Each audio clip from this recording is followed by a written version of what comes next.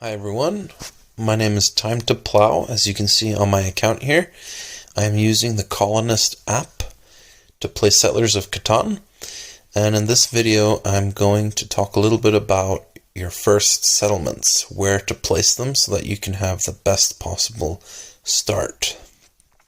So I'm going to go ahead and click Home, Create Room, and here I'm going to play with bots, because I want to show several examples, so I'll be going in and out of games after we have placed our settlements.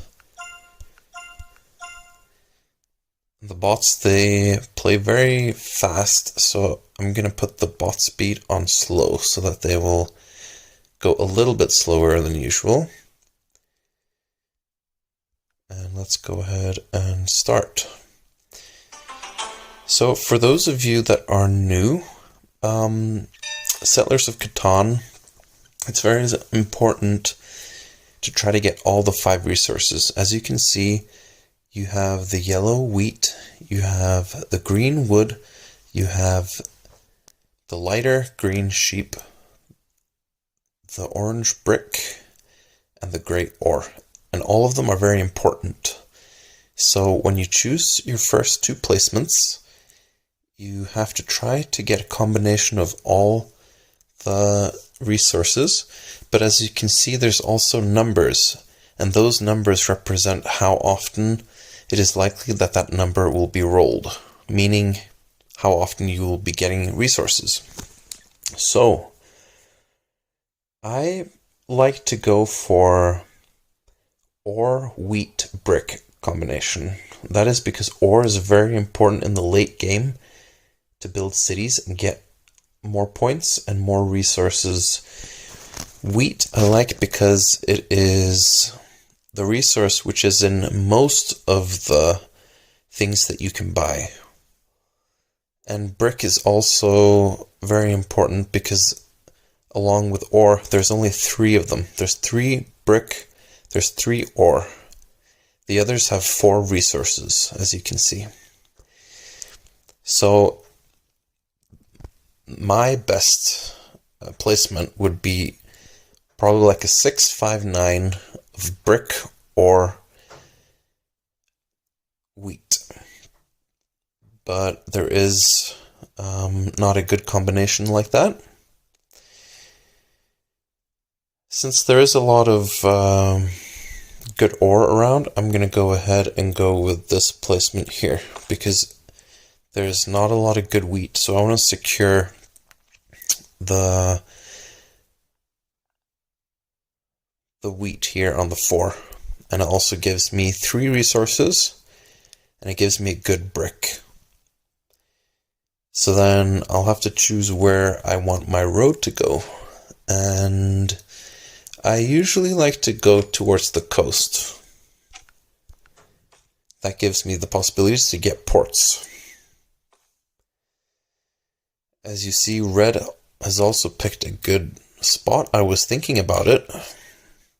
If there was more wheat around, I would probably go for the red placement, 9, 5, 10, and then get a good wheat afterwards. But since there's not a lot of good wheat, that's why I try to secure an okay wheat spot.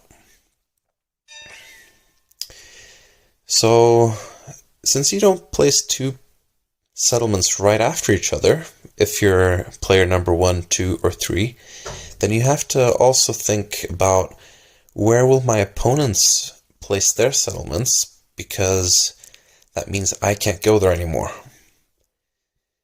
And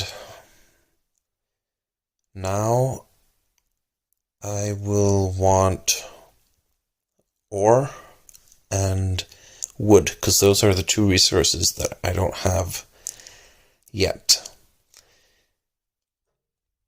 So although I would have liked to have a really good ore, which would be the 6 at the top there, then I don't have any wheat. I won't have any wood. And my experience is that if you're lacking one of the resources, you're going to be struggling. So that's why I will go for this spot here, Where should I place the road? Well, if I go up, I won't really get anywhere unless I try to cut orange off, which will be hard.